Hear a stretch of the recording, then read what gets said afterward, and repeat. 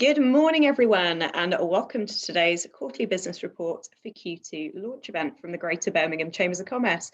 My name is Henrietta Brearley. I'm the Chief Executive at the Chamber, and thank you all so much for joining us this morning. Particular thanks to our headline sponsor, Birmingham City University, for their ongoing support.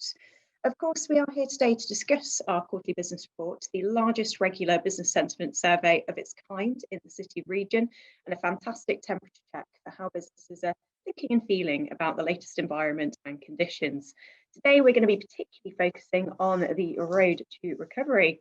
I'm shortly going to be handing over to Joanna Birch, Director of Innovation, Enterprise and Employability and Business Engagement at our fantastic sponsor and patron, Birmingham City University, for her introductory comments on this theme. I'll then hand over to Raj, our Head of Policy at the Chamber, who'll provide an overview of the key results, insights and trends emerging from our Q2 survey.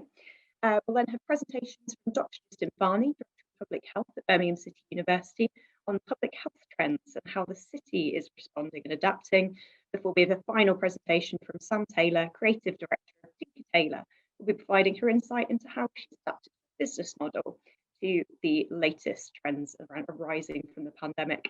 This will be followed by a Q&A. Now, if you'd like to get involved on social media, please do follow at GRBHam Chambers on Twitter and use the hashtag GBCCQBR. If you'd like to ask a question for our speakers at any time, please do pop it in the chat box. And if you've got any queries, my colleague Jess will also be on hand to help and pick those up from the chat.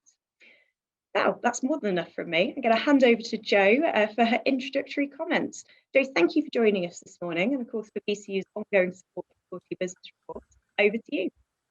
Thanks very much, Henrietta. I think a number of us are really looking forward to the road of recovery as the number of vaccinations increase, and no more so than the guest speaker today, Justin Varney.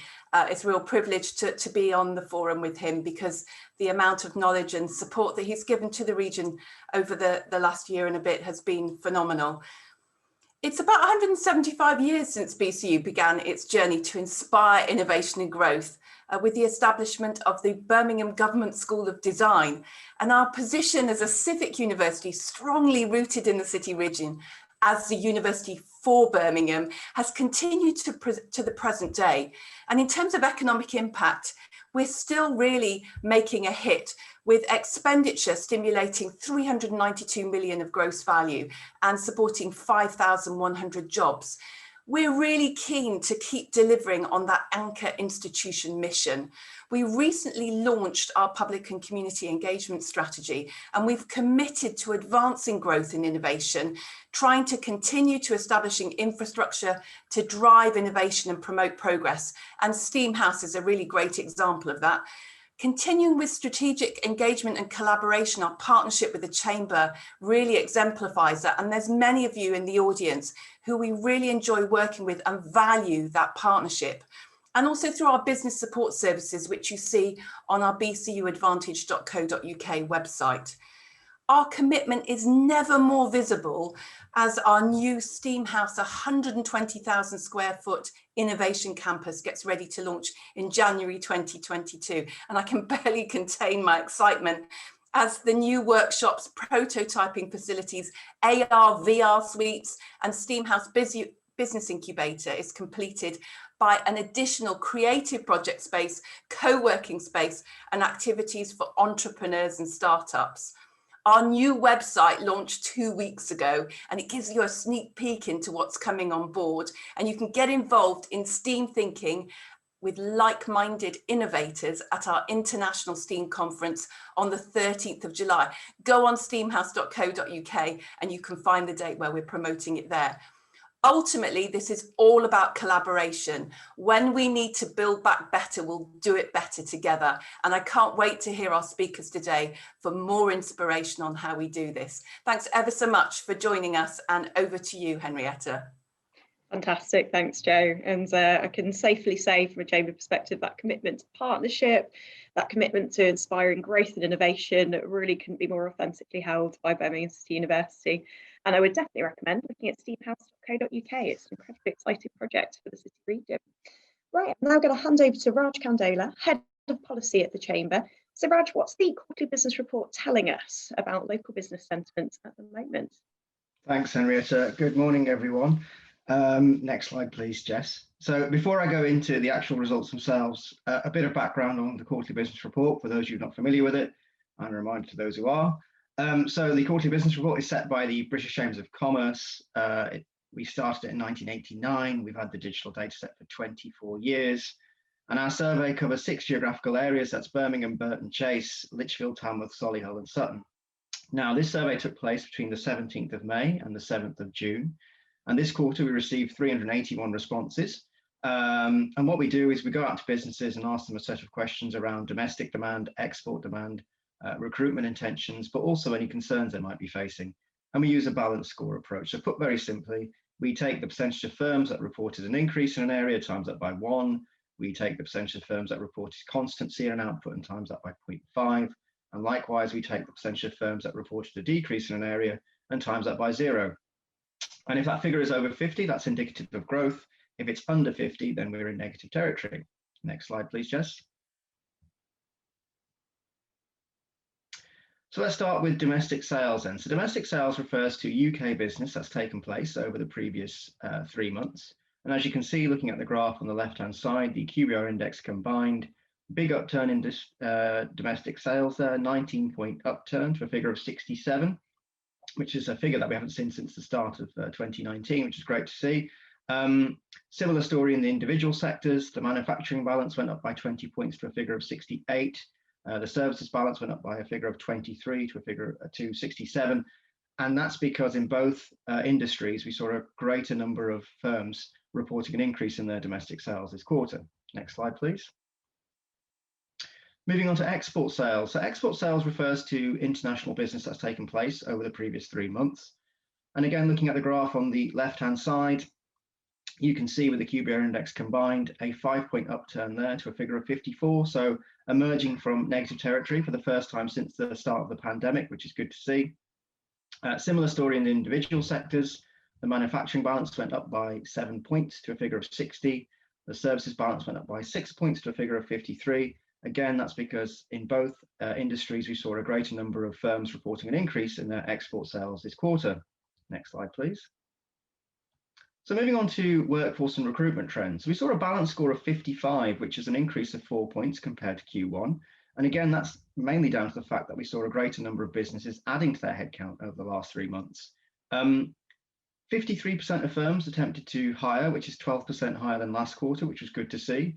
And also, of those, 53% face recruitment difficulties, which, for those of you who have attended the last few sessions, the number of businesses facing recruitment difficulties dropped quite considerably during the pandemic itself, whether that was due to the fact that more people were made redundant, there was a bigger talent pool to choose from. But what we're seeing now is that those recruitment difficulties are creeping back up to levels that we saw pre-pandemic. And just to emphasize that point, it was interesting to see that of those businesses actually face difficulties in hiring candidates. 32% struggle to hire candidates with the right technical background, which again is a 7% increase compared to Q1. Next slide, please. And moving on to cash flow and price pressure. So on the graph on the left-hand side, the red line you can see at the top, that's the QBR index combined for price pressures. Now, that's the balance score that you want to stay as low as possible, because the higher that number, the greater the number of firms are under pressure to raise their prices. And you can see, looking at that red line, the balance score stayed at 66 for the second consecutive quarter, so still alarmingly high. And the line below it, that's the index for cash flow, the QBR index for the 2 sectors combined. And that actually went up to a score of 51. So it emerged from negative territory, increase of 12 points, which is good to see. But if you look at that green line, you can see even prior to the pandemic, it's been hovering around the 50 mark for quite some time, which again points to some of the structural issues that firms face around cash flow problems. And that was in place even prior to the pandemic. In terms of why firms are under pressure to raise their prices, 36% cited the cost of raw materials as the main factor, which is the second consecutive quarter that figure's gone up. But interesting to see as well that only 14% cited finance costs as one of the key reasons to put their prices up, which is the second consecutive quarter this figure has fallen. But it'll be interesting to see what happens to that figure in the next couple of months, because as we know, at the start of July, businesses will be expected to contribute to the cost of the furlough scheme for the first time, up to 10%. Next slide, please. And then moving on to investment intentions. So the grey bars you can see there, that's the QBR index combined for capital expenditure. And it was really great to see that score went up by 12 points to 53. The red line on the graph, that's the index for training. And that balance score went up by 9 points to 57. So again, it's the first time that both indicators have been in positive territory since the start of the pandemic. But it remains to be seen as to what extent this recovery is sustained, particularly if price pressures continue to persist and firms just don't have that money allocated to training and investment. Next slide, please. And then moving on to business concerns. So we ask a free text question on the survey, which is, what's your primary business concern? And firms are free to write whatever they particularly want in that text box. 17% cited competition. And we also ask a question, which is, which of the following factors are more of a concern than 3 months ago? And as you can see, looking at the table on the left-hand side, competition came out on top again at 31%. So that could refer to either domestic or international. But what's really interesting to see as well is that 21% listed inflation, which is the second highest figure on record in 10 years. And the second consecutive quarter this figure has gone up. And that's something I'll come on to discuss a bit later in a bit more depth. Next slide, please. And then moving on to business confidence. So the blue line you can see on the graph, that's the QBR index combined for turnover.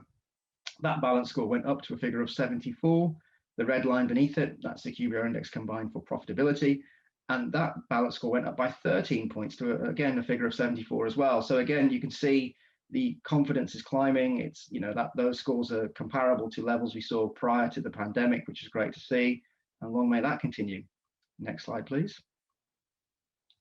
Now, I mentioned earlier concerns around inflation. I thought, you know, given the fact that we've got data going back 24 years, it'd be interesting to see how these concerns around inflation relate to economic and political developments we've seen in the past. So what you can see there on the graph, the blue line is the total percentage of firms that have expressed concerns related to inflation, tracking all the way back to 2007 to the present day. And as you can see with some of the red lines there, what I've done is try to pick out key points in that time period just to kind of compare what's happening to in the present day. So looking at the first red line, Q3 2008, that was the time of the global financial crisis. As you can see, inflation concerns shot up quite sharply there.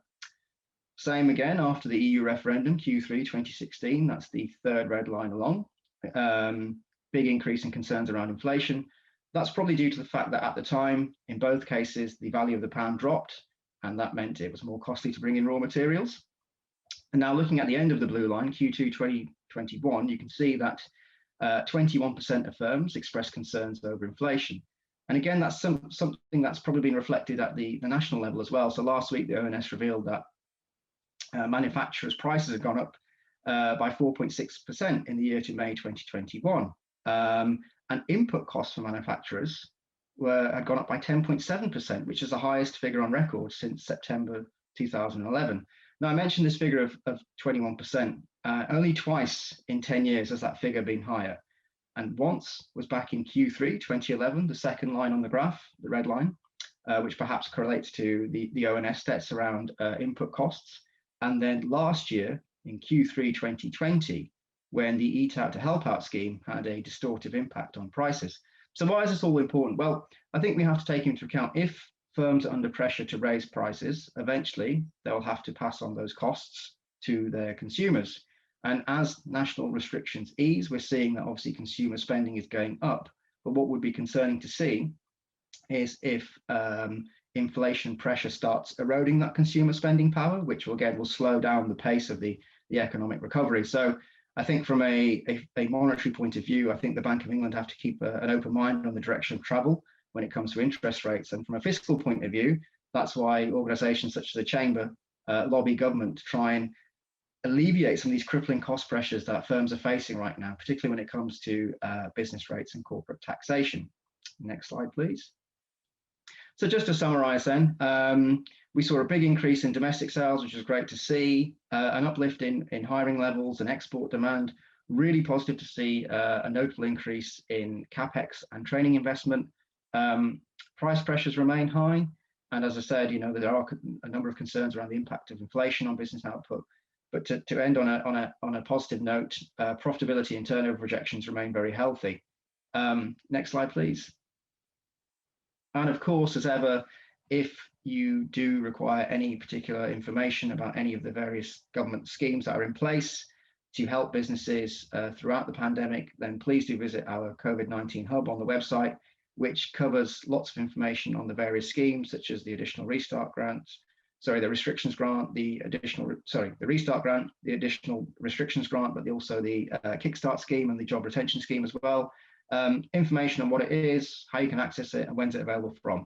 And if there are any specific questions that you have, feel free to get in touch with either myself or my team. And that's it from me. Thank you. Fantastic. Thank you, Raj. Lots to be positive about, as you say, with sales and confidence looking pretty positive, recruitment on the up, but some concerning trends there around recruitment difficulties. And that's certainly something I've been hearing quite a bit, particularly from professional services, hospitality, construction around in a recent week. So trying to find the right skills gaps there. And also that one to keep an eye on, price pressures and inflation. Thank you very much, Raj. We're now going to move from a health check of the business community to a more literal health check with Dr. Justin Barney, Director of Public Health at Birmingham City Council. By way of introduction, Justin joined Birmingham City Council in 2019 from Public Health England, where he worked as a National Strategic Advisor on health and work. Originally training in general practice, his career has included roles in the NHS, local and national governments, where he's led national programmes of action on physical activity, health and work, sexual and reproductive health and HIV prevention.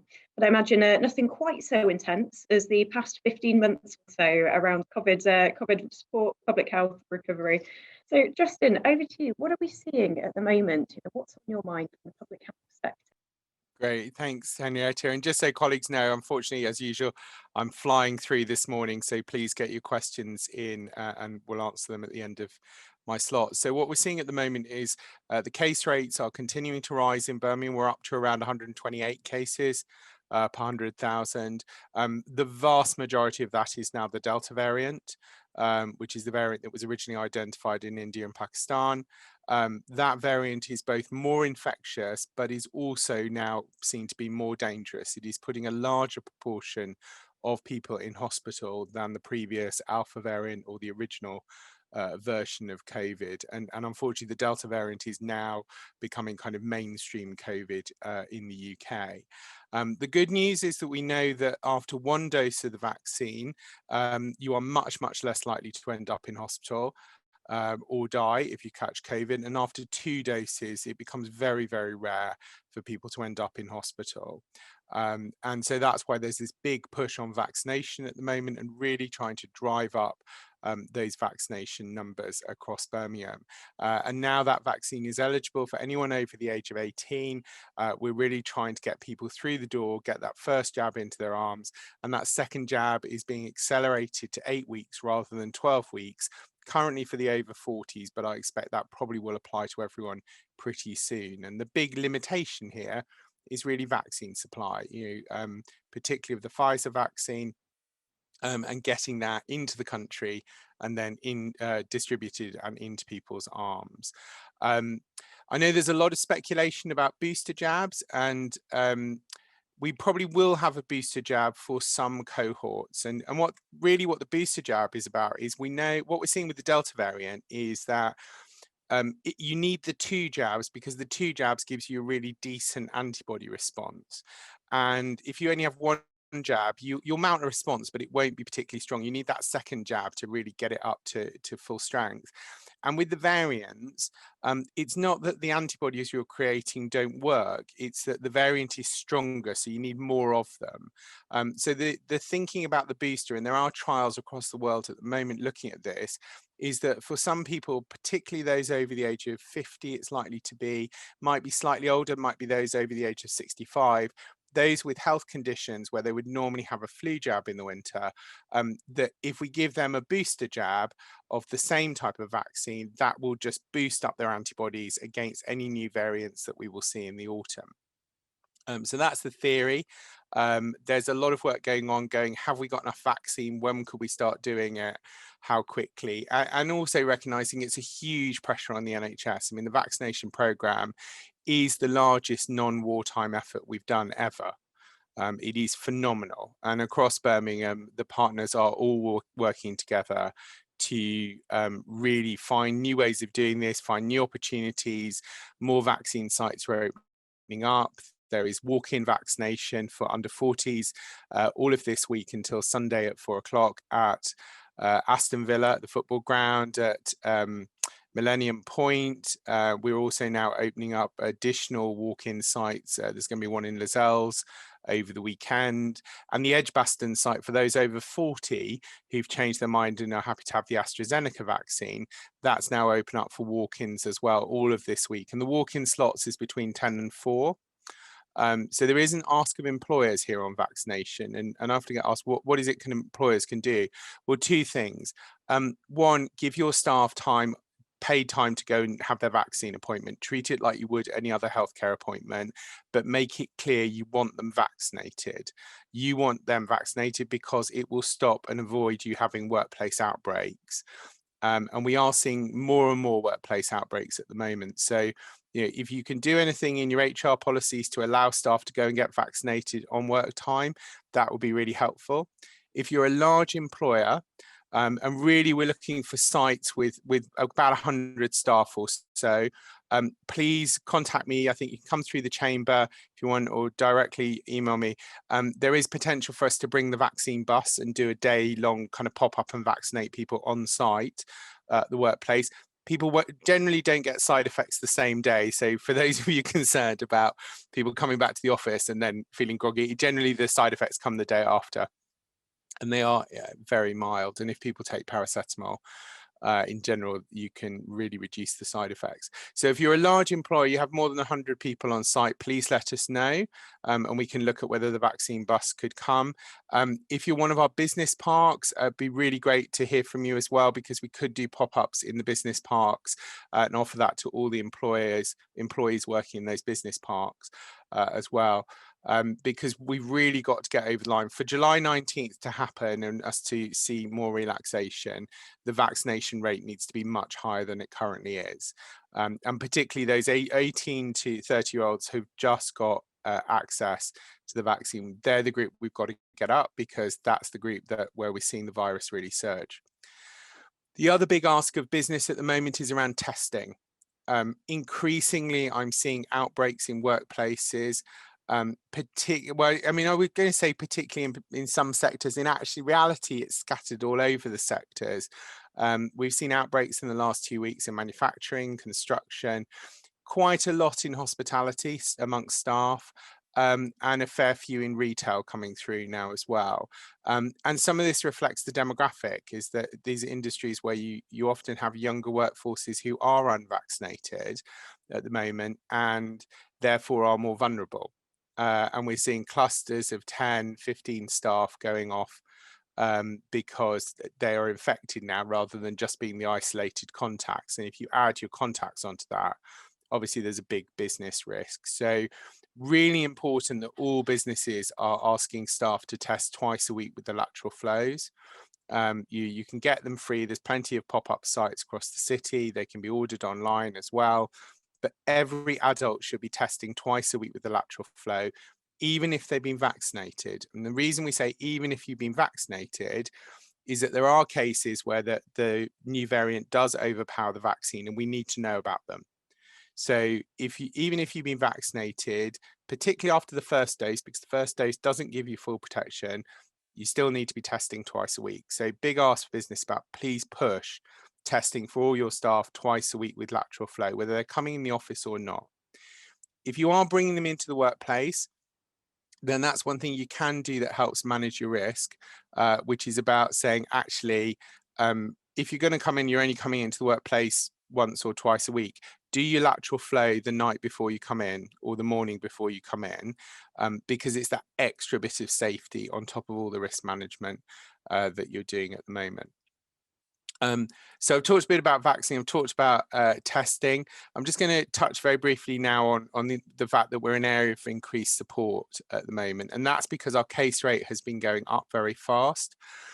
The other reason is that Whitehall has finally recognised that Birmingham is the second city and the centre of the country, and about 2 weeks ago, there started to be some very, very pointed conversations, shall we say, at a national level that recognised that if Birmingham tips over in the way that Manchester has, and we get to case rates of 300, 600 per 100,000, we will take the rest of the country.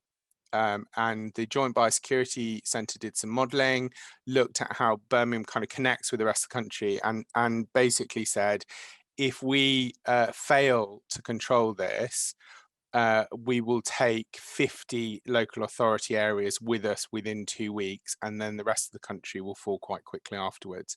So the decision was made that actually they need to put more effort into Birmingham to stem the tide earlier and not wait till we get to Blackburn or Bolton levels where there are several hundred cases per 100,000. So that's why we went into an area of enhanced support a bit earlier perhaps than we might have. That means we have had extra vaccine provided to us. We've had a lot more testing kits provided. We're going door to door in 15 wards of the city where we are seeing high case rates and low vaccination uptake. And when we're going door to door, that's a combination of knocking on households, but also going to businesses and saying, have you had a test? Have you got tests? If not, here, have a box. To help support that. We've been working with some of the bids. Westside did a fantastic pilot for us where the bids did the direct to business distribution, and we've asked the other bids to work with us to expand that model as well. So and the key, in terms of the messaging to the public around enhanced support, the advice is the language is unhelpful, and I recognise this completely because it is advice, not legislation, which is unhelpful because that means there wasn't additional business aid to go with it, and that is not for want of us as a council pushing for it. But the advice is to minimise travel in or out of the city, and in essence that means you can travel for work, education, health, but you should avoid travelling for purely social reasons in or out of the city, and that's to try and control the spread of the virus and try and keep this under control. And what I've tried to do to minimize the impact on business, because I absolutely recognize that is not a nice message to hear from the hospitality and tourism industry, is to really reiterate for those of us that live in Birmingham, spend your money locally, go out and support local business. You can still go out to eat, you can still go out to cinema, you're still out to shop, but please do it in Birmingham, not going off to Dudley or anywhere else to do it. Sorry for those of you in Dudley. But spend local, because for the next couple of weeks we need people to stay in the city as much as possible and not travel around. In terms of the wider region, other areas are starting to tick up. Sandwell's moving up quite quickly at the moment. Solihull is not far behind us as well in terms of the rate of increases. So I think this is, we may well reach a tipping point over the next week where Delta becomes the dominant everywhere. We remove that advice because actually we've lost the battle in essence, but I'm not sure how that's going to play out, and I know there are a lot of discussions at the moment, but what we have to focus on in Birmingham is getting this under control, because my final point is this is now translating into hospitalisation. So we are seeing an increase in patients going into hospital now. We're up into double figures every day going into hospital with COVID. And that is sadly now also translating into intensive care beds. And I would always, those of you who remember from previous briefings, case rates go up. 4 weeks later, we start to see hospitalizations go up. 4 weeks after that, we start to see the deaths go up, because that's the kind of pathology of the condition. This is a little bit faster, because it's not quite 4 weeks since our case rate shot up, but it is exactly in the kind of timeline I would expect. So the NHS is bracing itself. Vaccination is having a difference. The people who are vaccinated are not ending up in hospital, which is really positive for us. But it is, this is still a battle to save lives. Over 3,000 people have died in this city from COVID. That is more than the Blitz now. And it's really important that we should do everything that we can over the next couple of weeks around trying to get that under control. So key messages are, do anything you can as a business to get your staff vaccinated. If you're a big workplace, please talk to us, let us know, and then we can help the NHS connect with you. We did a very good pilot with Jaguar Land Rover. where we went and had the bus in doing vaccinating their staff. Obviously they're massive factories, so it worked really well, but we can do it with smaller sites or with business parks. So please talk to us, and please do anything you can to promote it to your staff. Test, and reinforce to people. The 19th of July is still a way away. We're not there yet. And actually, if we stuff it up now, then it may have to go back even further. But hopefully that's been helpful. And I think Sandy asked about travel outside. So the social travel is you shouldn't leave Birmingham, bluntly. Unless you need to for work, education or health, spend your money and stay local if you can. And Rebecca asked about indoor events like exhibitions. Yeah, exhibitions, things like art galleries and stuff, they've got risk management in place. I think, you know, I certainly talk with galleries like the Icon regularly, really good risk management, they can continue. I think where it is more challenging is things like conferences, which are technically work events. So theoretically they can happen. I think several of the conferences that were planned for next week have decided to have more of a hybrid. So they've kind of gone through the guest list and said the people that really need to come and be physically here because we've got kind of one-to-ones, meetings, etc. But what we've done is also shift a lot of people to hybrid. And Charlie asked around infection in schools and children's vaccination, which is a really good question. So the children, where we're up to at the moment is JCVI, which is the Joint Vaccination Committee, is looking at the risk benefit for children, because children now with the new variants are pretty good at spreading it. Which is different. In the original, the pre-Christmas variant, children weren't great at spreading it. And then the alpha variant, which was originally called the Kent variant, has come along and that's changed the game. And now children are getting pretty good at spreading it.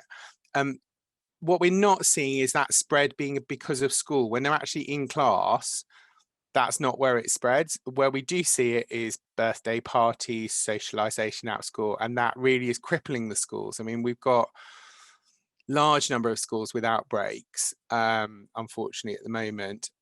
So JCVI will make a decision, I expect probably this week or next week, on vaccination of children. Birmingham has got its elbows out to get to the front of that queue. We have more children than anyone else. Vaccinating children here is going to be a really uphill slog. So I've made a very strong argument to the Chief Medical Officer, and the council has to the Department of Health, going, look, if you decide we should vaccinate children, we want to be absolutely front of that queue, because we've got more than anyone else. We've got more disabled kids than anyone else, and we want to protect them if that's the right decision. So we'll see on that. Mike asked about long COVID and young people. We are seeing long COVID in young people. Looking at the demographics of the referrals to long COVID clinics, so they're ones where GPs have seen them and said, you know, this is long COVID, you've got symptoms over 12 weeks after you originally had COVID. And about a third of them, I think, are under the age of 30. So, you know, this long COVID is a problem for younger people, and it's a nasty condition. Talking to the GPs, got patients with long COVID. This is not just, oh, I feel a bit tired. This is absolutely mind-numbing fatigue. It's heart palpitations, it's shortness of breath, it's headaches, it's muscle cramps. It's a really nasty condition. And actually, it's probably a series of conditions. You know, we're still learning about long COVID, but it really does affect young people. And yeah, I'll put in the chat the information. And I think, Henrietta, we've sent it over to the chamber. What I would say is, both Birmingham, it's Birmingham and Solihull vaccine.nhs.uk. I'll put the link in the chat box for the website. They're updating it daily because basically, as we get more staff on shift and we get more vaccine, we open up more sites. So it is a kind of, it's frustrating in a sense, because it would be great to have the next month plan of where everywhere's opening. But because the vaccine supply comes week on week, it's very hard to do that. But we will definitely put the link in the chat for you, and anything you can do to encourage your staff to get out there and get vaccinated and to make sure they keep testing twice a week will really help us keep this under control. Fantastic. Thank you, Justin. Clear and practical as always. And while, yes, there is a lot to be positive about around the economy, you know, that sobering reminder that we are still midway through a pandemic. One to be aware of, we are going to partner with Birmingham City Council on an event next week, Unlocking Safely, COVID-supported guidance for businesses. And that's a really important one for businesses to get involved in, because it will answer those questions around what should businesses be doing. I know there was a big push last year around, say, COVID risk assessments and COVID secure practices of business. And it feels like the guidance for businesses has probably changed quite substantially since then, you know, particularly with the advent of workplace testing. So it's a great opportunity to do a big refresh of what should businesses be looking at, what should they be doing, particularly as many already have people back in the workplace where they need to be, and many more will also be thinking about what future work looks like once that guidance changes, work from home if you can. Also some great examples for businesses on how they've been doing just that. So please do check that out on the 28th of June. Fantastic. I'd now like to introduce our final speaker, Sam Taylor. Sam is Creative Director at Tinker Tailor, a video production agency in Birmingham. Before launching Tinker Tailor, Sam spent 10 years in the television industry, producing and directing both live and location-based shows, mainly for the BBC, ITV, Channel 4, Sky and TVNZ, and won a Royal Television Society Award for Best Lifestyle Series. She's going to be discussing the impact of the pandemic on her business and the steps taken to overcome issues created by the pandemic and adapt to current market conditions. Sam, over to you. Fantastic, thank you very much. So hello everyone, that was a fantastic presentation by Dr. Varney, so I'm not quite sure how to follow it, other than to say I have a lot of video content in this presentation, which is all to do with the vaccine, so at least it kind of carries on. So yeah, my name's Sam Taylor, thank you for the introduction, Creative Director at Tinker Tailor. We are a video content agency. And I've been asked to come and talk about how our business was affected by COVID. And I will start by saying it's not a dreadful story. In the first 24 hours, we were completely decimated. I mean, all our filming stopped. We had 21 days filming booked in and every single day was cancelled. Within about 48 hours, my team was at home with their computers and really slightly staring into the abyss, not sure what to do. But we had team Zooms and I said to the team, what do you guys want to do? We'll sort out what government help, but what do you want to do? And they just honestly wanted to just help our clients, which made me very proud. So that's what we decided to do. We picked the phone up to our clients and said, right, what can we do? How can we help you right now? And seeing as what I do is video, I thought I should probably practice what I preach and put together a short video for you to watch. We are working with the NHS, so there's stuff around the vaccine in there, and also with the university. So I will try and screen share, fingers crossed this happens, and yeah, thank you very much for taking the time to watch it. Here goes.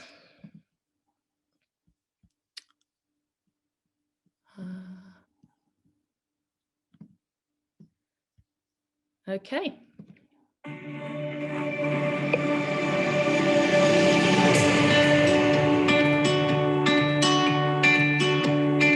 The immediate problem facing our education sector clients post-lockdown was that all their open days had to be cancelled, which was potentially disastrous.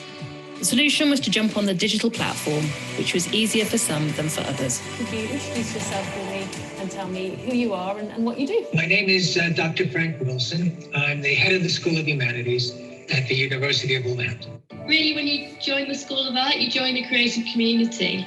And when it works well, you're not just working with the people in your subject area, but increasingly you have to team up with people from other subjects to get ambitious projects off the ground. Whatever your interests are as a student, you're quite likely to find somebody that you can work closely with to develop your specialist interest area. Hi, my name is Junior, and I'm here to show you around the University College Birmingham halls of accommodation right here at the Moultons. My name is Carrie, and I'm going to be giving you a tour of our McIntyre House campus here at University College Birmingham. We're on Holland Street in Birmingham in the heart of the city's famous jewellery quarter. The other campus building's just a couple of minutes walk away, as is the city centre. I've got my swipe cards. Let's go through the security barriers here and start the tour. Let's go. Hey everyone, and welcome to the Summer Road campus here at the University College Birmingham. Come with me, and I'll take you on a tour of the building. Welcome to Hallfield Seniors, the only Birmingham prep school to offer co-educational learning for children up to 13 years. We have our own Key Stage 3 curriculum to successfully prepare our pupils for entry into a range of local and national independent schools, such as Bromsgrove, Malvern and Eton College. Wherever your child's ambitions lie, they will grow with us. As you all know, all conferences and events were also cancelled. Not good news for us, as filming content for events constituted about 20% of our business. Thankfully, a number of our clients asked us to help them take their conferences online. One such client is Itelligence. The Itelligence Annual Conference is the largest partner-led SAP conference in Europe. We've packaged the key elements of the Itelligence Annual Conference into a brand new, interactive, virtual environment. Get ready for live presentations, customer viewpoints, networking, and real conversations. The 4-day interactive virtual festival featured keynote speakers including astronaut Tim Peake and more than 30 sessions. In addition, we designed and delivered bespoke branding, a broad range of video assets to be shown throughout the event, and post-event we reworked all of the video content, which is now available on demand. Our retail and manufacturing clients were some of the hardest hit. With shops and showrooms shutting, there was nowhere to sell their product. How we could help was through offering affordable product videos and smart, eye-catching Google ads. At BES, we have great service. Thank you, garçon. People ask us, how good is your service? And we tell them it's ace.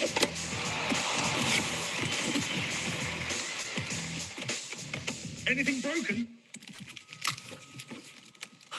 Not a problem. If you have an issue with any of our products, our technical support team has over 120 years experience in heating, plumbing and gas trades. Tech guy, what's wrong with this? It looks like a wrestler fell on it. BES, we've got it. Who are you talking to?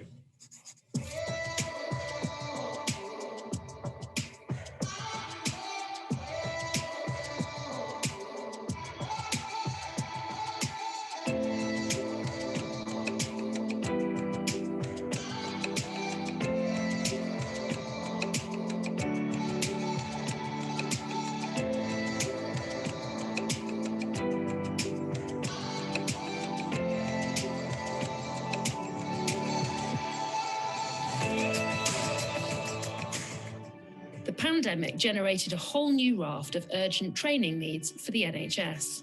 Thousands of clinical scientists, many newly recruited out of university, needed training on how to test for COVID-19. So for step one, remove your samples from the freezer, vortex them in order to ensure they're mixed, and store on ice until ready.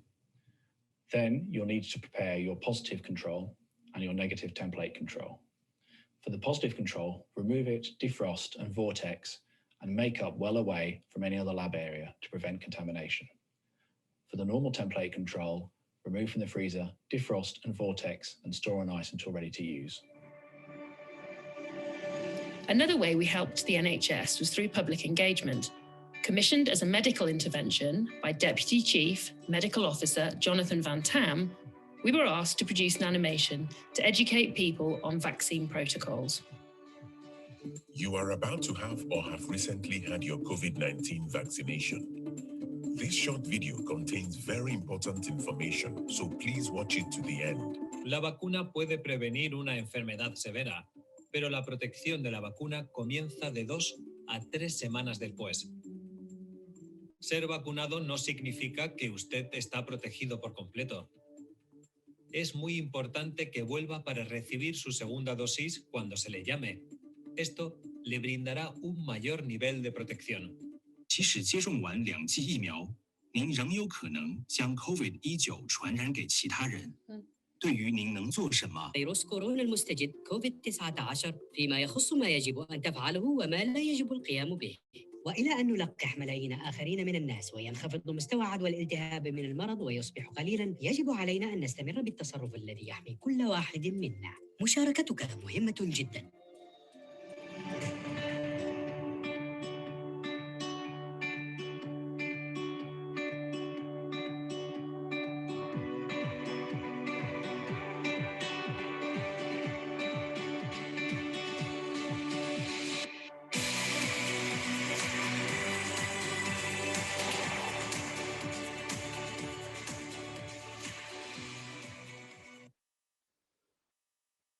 There you go. So hopefully you could all see that. It's just a very quick whistle-stop tour of some of the ways we've helped our clients. Hopefully there's something in there that might have inspired some ideas for your own businesses. If anyone is thinking about video but really unsure, really happy to take questions, really happy to do Zooms and just have a little brainstorm and share information, commission not expected. It's just good to encourage everyone to get on the video bandwagon because it's only going to grow. It's a very powerful means of communication. And if we can help in any way, then we'd be delighted to do so. So if anyone's got any questions, then do let me know and I'll share a link to that video in the chat. And if anyone was watching thinking, actually, that might be relevant, not to me, but to someone else, then please feel free to share it. That's it. Thank you very much for your time. Fantastic. Thank you, Sam. And I'll bring back Raj as well for the Q&A. But thank you. I think that's just such a great example of that client-centric thinking and just sort of adapting straight away as soon as the need arose. I'll come to you very shortly to ask a question about trial and error, lessons you've learned along the way. But before I do, we've got a question from earlier, Raj, from Andy Dawson, around recruitment difficulties. You know, which roles are we seeing businesses struggle to recruit for in particular at present? You know, I'd say it's a mix of roles, to be fair. So I didn't go into the full realm of the stats, but also there was quite a noticeable increase in people struggling to find those candidates with a background with clerical skills as well. So I think this is across the board really, and really as well, we're seeing these recruitment difficulties happening across different sectors. So professional services has been really big, particularly when it comes to the managerial roles. Manufacturers really struggling to find those with the right technical skills, and even those in hospitality and retail as well, really struggling to find the right candidates. I mean, some of the anecdotal evidence, which I'm happy to share offline with anyone who's interested, people just saying, for example, in hospitality, well, candidates aren't going for a particular job because they're worried that there might be another lockdown a few months down the road, or what's the long-term prospects like. And I think one thing we have to be aware of here is the concerns around a two-track recovery, in the sense that where we're seeing certain sectors unlocking and lots of activity, they're facing a number of recruitment difficulties. And also the impact on young people and long-term unemployment, because if you remember, after the global financial crisis, a number of young people went into those sectors such as hospitality, retail. Well, you know, that there's big concerns around as to whether graduates and school leavers can actually still enter those markets, and whether the opportunities are there. So there is that disconnect there, which is quite concerning to see. So yeah, that's one to monitor, I'd say, in the next few months. Fantastic, thanks, Raj. I believe Jo has also just rejoined us. She's just had to disappear on the school run. The joys of as we're living at the moment, remote working. Jo, I'm going to ask you a question on Superhouse. Before I do, Sam, back to you. Obviously, with adapting your business so quickly and so radically during the early phases of lockdown and the COVID pandemic, were there any sort of trial and error moments or lessons that you learned along the way to sort of improve and refine your approach? I think I was impatient to help, and I think I've got a very small and agile team, so I was ready to go much quicker than anyone else was. So the first few months, I spent a lot of time ringing clients saying, how can I help, how can I help, how can I help? And they were saying, look, our priority right now is getting computers and IT infrastructures up. It's not video. And I said, okay, not a problem, not a problem. So for me, I had to kind of learn patience, but also just slowly eke out what okay, that's a problem, the infrastructure, but what else are the immediate problems? And as soon as people realized I genuinely wasn't trying to sell, I was trying to see if I could help. I mean, we made several free films, 2 for the NHS. We reduced our prices to a lot of our clients. But as soon as people realized actually the motivation was genuinely to try and help, then there were lots of conversations and we were able to start helping. So Joe, you've just missed my video, but your university features, so you must rewatch it. I did watch it. I was back in 5 minutes ago. I just wanted to reinforce actually what you said, because we did a lot of interventions with businesses looking at where they were struggling. And one of the things was about trying to get their message across to markets. And I think it's really important as we all shapeshift in terms of trying to understand what products we should be selling in different markets on different platforms. The key thing is to get your message across. And we've been asked a lot in our interventions to help people think about their marketing. And the other thing that we've noticed in a lot of our research is the power of using different types of media. So sometimes words are good, but one thing that we've really noticed is that where people are doing really great visuals, or if they're doing video, or if they're doing something a bit different, it's making a much more powerful intervention in the marketplace. And we're seeing with our small and micro businesses, they're making a bigger splash. So I think Sam makes a really important message there, Henrietta, in terms of all the work that we've been doing with small businesses, particularly where we're talking about pivoting. So many businesses are realizing the market's changed and there's a real opportunity. The ones that are winning, and I think this is coming through in Raj's email, that there is new business to be had. It's understanding your products and perhaps how they can face into new markets. And I think that marketing comms piece is really important in that context. Absolutely. It does feel like it's radically driven forward what was already a trend of the shift to video and very visual communications. You know, everyone being remote, looking at things through a screen, looking at things through social media, etc., has definitely accelerated that, hasn't it? And, you know, video is now that essential and not a nice to do when it comes to communications. We've got an interesting reflection from an audience member around, you know, what the experience of the pandemic and working digitally will do, you know, as future working patterns change to the conference and exhibition sector on which Birmingham so depends. You know, Birmingham is a centre for business tourism. It's one of our great strengths. We've got some fantastic assets and institutions in that space. But I wonder if you have any thoughts on, will that change? You know, will there still be that demand for the in-person, or will it be digital forever, or a mixture of the both? I think it'll be a mix. I've got some clients who we've done online conferences for who will never return to going into a physical space. But primarily that's actually my NHS clients or Health Education England clients. They found it so much easier bringing everyone together digitally on one day for a really focused session, and these are very, very busy people, than they did potentially having a normal 2 to 3 day conference where people had to come in from all over the country. And the other thing that digital does is obviously allows these conferences to become global very, very quickly. So it enables people to attend from all over the world. So I think there are elements that will absolutely stay. I think there will be physical events, but I think you'll see giant screens at these events. And I think you'll find a lot of the events will also be streamed live and will also have interaction from people all over around the globe. So I think actually it will only see an improvement in the quality of events, but it is just about adapting, and it's about being strong, and it's about being bold and going for it and not worrying. I still talk to clients who have postponed their conference or event. Well, it's been 15 months.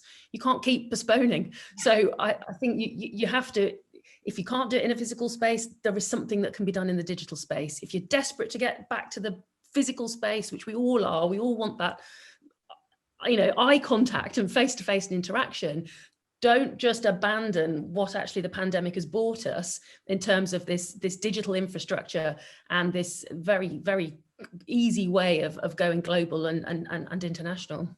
I think Sam makes a really good point. I think from BCU's perspective, where you're trying to impart information, and you can do that really effectively online, these channels do work.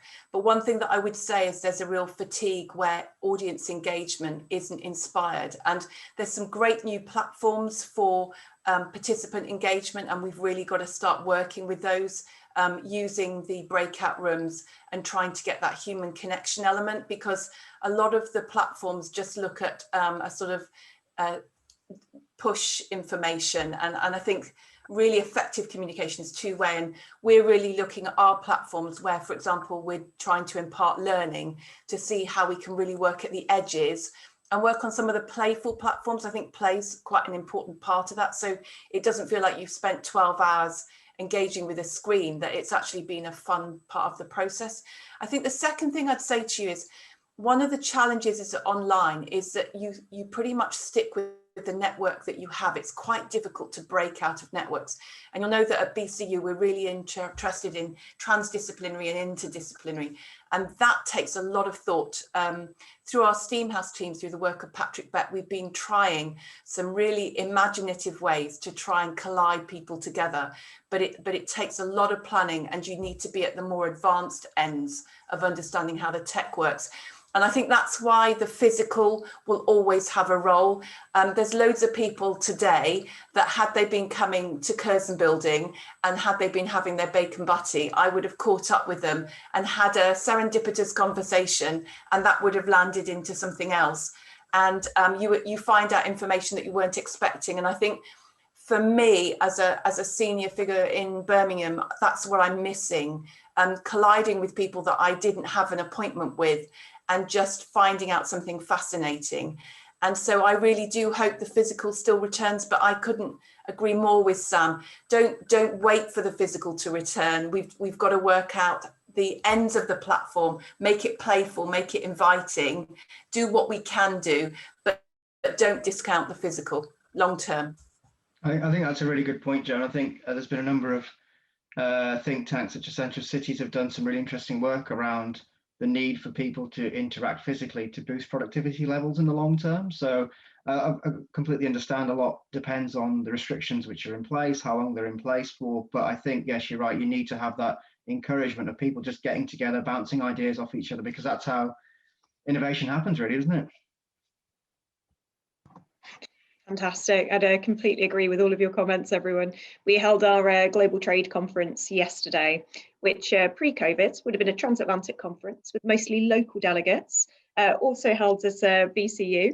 And it's our second one we've run, and we're number crunching at the moment. But I know last year's attracted delegates from over 25 different countries, which, you know, we'd struggle to do with a physical event in Birmingham. So there's definitely plus sides to being able to do things digitally or hybrid, as you say, as we move into the new environment. But it is that relationship building, that network building, those serendipitous conversations go that are that much harder to do through the digital environment. So I think, yeah, there's certainly lots of folks raring to get back to things in person, and others going, actually, it suited me just well, being able to do things digitally and get the information I need. So it'll be that balance. I also think people are more and more, thank goodness, aware of the damage that we're doing by jumping on aeroplanes and traveling all over the world. And I think very much in terms of what Justin Varney was saying as well, you know, we really want to stay local and stay in our city, and for people in our city to be able to meet each other and to get that face-to-face back. But I won't necessarily be, you know, traveling to go to conferences that I might have traveled to go to in the past. You know, I loved that first lockdown when we could all sit in our garden and not hear anything. And that's really resonating with me and younger generations coming through. So I think it is that hybrid. I think it's, if you're local, if you're in the Midlands and there's a face-to-face conference and you've had your vaccine and you're feeling confident, then absolutely go, and it's really important. But I do think, you know, what the pandemic has brought is access to events that people previously didn't have. And whether that's in other parts of the UK or whether that's internationally, we can now all attend conferences that we wouldn't have attended in the past. So I think that just increases the number of people, the number of conversations. And yeah, absolutely, Joe is right. It's about being playful. It's about really pushing the tech. You know, how can we have these interactions and chats? It doesn't all have to be sat down as we're all doing now in a room with a laptop, with a small screen in a small room. You know, we could be in a massive space with massive screens that are interactive. And that's all quite exciting and to be embraced. So I do think that environment piece will play its part as well. Absolutely. And I think the ESG agenda has, you know, it's been on the scene for a while. It's in environmental and social governance for people who aren't as embedded with all of the acronyms as we have to be at the Chamber. But that agenda is really, you know, been around for a while, but it is rocketed to the forefront over about the last sort of 18 months, 2 years. So I think that sort of environmental social governance piece is only going to increase in importance over the coming months. And in fact, we're going to be running a campaign from the Chamber in October around net zero and sustainability, looking in particular at SMEs' role in that, but also the wider environment, what it means for businesses. So Sam, you mentioned those playful spaces, that sort of physical interaction with technology, as well as sort of as been doing things today in our own little spaces. Obviously around that there's investment in capital equipment in particular, and sort of looking at new technologies for engaging. I wonder if you've got any thoughts, reflections, comments, whether you're starting to see that invvestment in CapEx. And Raj in particular, I know you mentioned an increase in investment in CapEx in the QBR, but Sam, in your industry, are you seeing that investment in new technology coming through? Honestly, right now, not yet. And it's why it's lovely hearing from Joe and hearing about the Innovation Centre and hearing about the investment that's going into places like that right in the heart of Birmingham, because we're very excited about it. We can see the potential. But again, I think it's a little bit like at the beginning of the lockdown. I feel like I'm racing ahead of where my clients necessarily are. Like I say, some clients have just cancelled events and not done anything yet. So me getting excited about giant screens and big spaces isn't necessarily resonating with my clients yet. Also, half of our work is with the public sector. We do an awful lot of work with West Midlands Police, funnily enough, talking about recruitment on their recruitment, and a lot of work for the NHS. And I just don't know that it's their priority yet. Joe might have more insight. I'm very excited about everything that can be done, but I'm not yet. Apart from our tech companies, the tech companies we work with, so iTelligence, who've just rebranded as NTT Data, massive SAP tech company, yes, absolutely, they're embracing it. But my experience is that the vast majority aren't yet. Don't know what Joe thinks. It's definitely a mix, and I'd say the one thing that I've noticed about the pandemic is that it's not sectors and it's not sizes. A lot of the whole embracing and shifting is sort of about people's approach and their ability to adapt. And where you've got leadership that shows adaptive capacity, what you see is that lots of things are being turned from challenges to opportunities. And where you have institutions that don't have that adaptive capacity, what they're trying to do is almost go to a kind of operational cost model, which can save you short term. It's not brilliant for long term. If you go for a more revenue based kind of approach, it generally leads to more kind of adaptive thinking. So for me, it's sort of cultural, I think. I thought I'd see in certain sectors and in certain sizes of businesses a certain approach. But based on the interventions we've been doing, and we've done a lot of innovation workshops with quite a lot of different sectors, even in public and third sector, again, we're not seeing one size fits all. So yeah, I'd say it is about thinking about adaptive capacity in context of whether it's digital, whether it's low carbon, whether it's looking at your marketing, trying to be adaptive to products or markets. It's sort of mindset. And one of the things that the STEAM team have been doing is how do you pivot and how do you create that mindset so that you can take on board all of these different challenges. And Sam, to be honest with you, hearing you this morning is really inspiring, because you were sort of saying, I was just looking for what was needed. And so many times with businesses, we say to them, frame your problem, understand what the gaps are from the customer's perspective, and then see what solutions you can give. Because sometimes if you just go with the solutions in a market like it is now, where everyone's really busy, you just become noise rather than something of value. And I think, yeah, framing those problems, I think is I thought that was classic entrepreneur, innovator, because that is exactly what's required in this type of market. So I'm sorry, I'm not sure if I've answered the question, but there's something there in terms of trends that I'm seeing, people who are prospering, people who are struggling. I don't know if that's helpful. Sorry, can I just come in on that point? So in terms of the QBR data, so we saw, like I said, a 12-point increase in CapEx investment, but that's obviously compared to 3 months ago. So we're starting at a lower base there. And we should take into account as well that the investment levels are still quite somewhat lower than we saw pre-pandemic. I mean, I think there's a couple of things to consider here. I think the super deduction tax will be interesting to see if that's made an impact.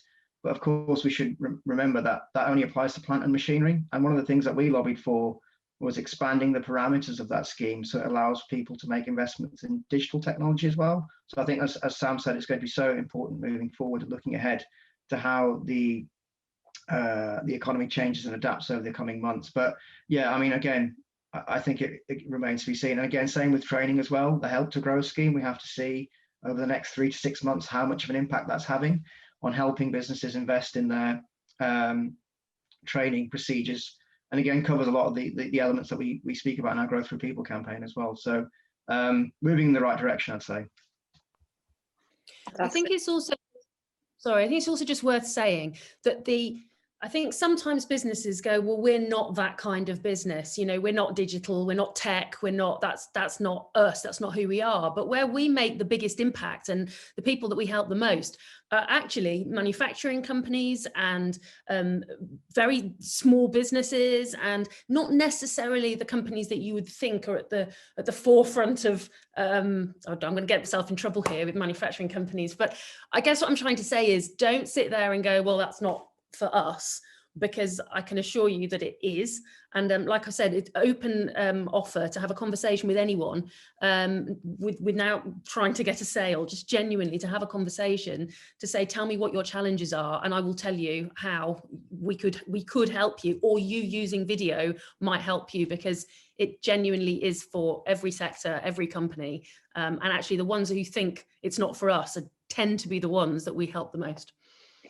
See, I couldn't agree more, Sam. It's, you know, it's no longer digital and tech is the reserve of digital and tech companies, and, you know, video the reserve of B2C communications. It is very much, it's a ubiquitous mode of connecting with people now, isn't it? And it's sort of essential, and the sort of level of expectation that people have that they will be able to connect digitally, learn all they need to know digitally, and be able to get it in quick, snappy chunks like through video. Joe, I wonder if we could come back to you on Steamhouse. We're very excited about Steamhouse. We talked a lot about serendipitous conversations, we talked a lot about innovation. You always go back to basics on what is Steamhouse and what will it do? How can businesses engage? So Steamhouse is a collaborative centre for innovation, and it uses the STEAM principles, which are built around experimentation, curiosity, collaboration, openness, newness and exploration. And the principles are all about how do you create a mindset in which people feel they can engage their best selves. And it tries to encourage a philosophy that everybody in the room has something to contribute. So it's not about hierarchy, it's not about from the position of expertise. And we like to recognise the fact that different disciplines coming together can drive new solutions. So, for example, if you have a clinical practitioner and Sam in the room, the clinical practitioner will understand how they communicate, for example, to a community, and Sam will understand more about vaccine, and together they'll create a product which is greater than the sum of its parts. And Sam's identified that beautifully today. And we find this in a lot of challenges. So we've been looking at single-use plastics. We've been working with the supply chain in high speed too. But all the time we're bringing small businesses, large businesses, communities, visual artists, and we're bringing them together and saying, what is the problem? Trying to frame it correctly. We see a lot of businesses not understanding what the actual problem is and trying to fix a plaster rather than the wound. And then we're trying to bring these different brains together. And then in the building itself, what we want to do is really put that collaboration on steroids. So you can go from idea to prototype. There's a full production facility. And in that facility, we'll have a new print farm where you can 3D print in any material. We've got printing services. We've got CAD. We've got AR, VR, immersive technology where you can visualize your product in an immersive context and then physically build it. You can simulate. We've got the latest 5G labs in there, so you can test and trial communications and connectivity with audiences in different contexts. And we've got a lab, and the lab is built to bring all sorts of communities together to do service sprints, STEAM challenges, STEAM labs. where we're constantly trying to reimagine different spaces and how you might solve them.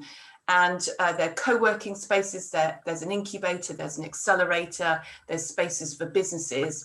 And the only condition about going in the building is really that you have that passion for collaboration and innovation. It's as simple as that, because we want people to open their doors, open their minds. And in all the work, we've been working in this area for 10 years, in all the work we've done across Europe and in the States and in Canada, we've just been really inspired where buildings open themselves up and where people collaborate, that sort of serendipitous moment of kind of understanding the possible, and then giving them all these tools and experts allows them then to not only come up with the idea, but have the business support around it to deliver that idea. And we've got brilliant partners like Gately Waring who are coming in and giving free workshops. So anybody who's aware of our STEAM incubator, and Anna was talking very beautifully about it this morning.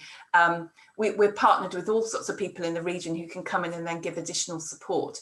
And because we're a university that's, we're working with over 1,000 businesses every year trying to assist them to grow, all of that know-how is rolled into the experience. So we are really excited about it, but we've not been waiting for the building. So if you go on steamhouse.org.uk, you can see a whole heap of new products and services that we're beta testing to make sure that they work, and you can be part of free trials.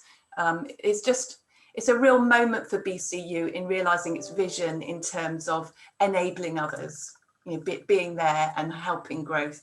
And I think the building really is a manifestation of that commitment rather than a start of the commitment. Fantastic, thank you, Jo. And as I think everyone on this webinar will be well aware, the Chamber is so bought into that collaborative approach to business. Businesses just but done better together. Businesses don't exist in isolation; they're part of a wider ecosystem. And the investment that you're putting in to Steamhouse and creating that whole new exciting ecosystem for businesses to really drive that innovation and collaboration across disciplines is a really exciting opportunity. Not just BCU, not just for individual businesses, but the region too. Fantastic. Thank you so much, Jo. Thank you, Sam. Thank you, Raj. And thanks to Justin, who has, of course, had to disappear off to his next, hopefully not crisis meeting around COVID-19 and local public health response. We've had a lot of brilliant key messages today, practical actions and steps that businesses can take around COVID-19, practical approaches to innovating, being customer-centric in your thinking, looking at the new technologies that are out there and opportunities to keep ahead of the wave on what's coming next for hybrid events, hybrid activity and working, and of course Steamhouse innovation and our quarterly business reports, looking at some of those positive trends that are coming through the business community. Thank you so much for joining us. Please don't forget to click onto the Business Champions event that I mentioned earlier around COVID-19 support. The link is available in the chat. And I look forward to seeing you all at a future quarterly business reports event, if not before. Thank you very much, everyone.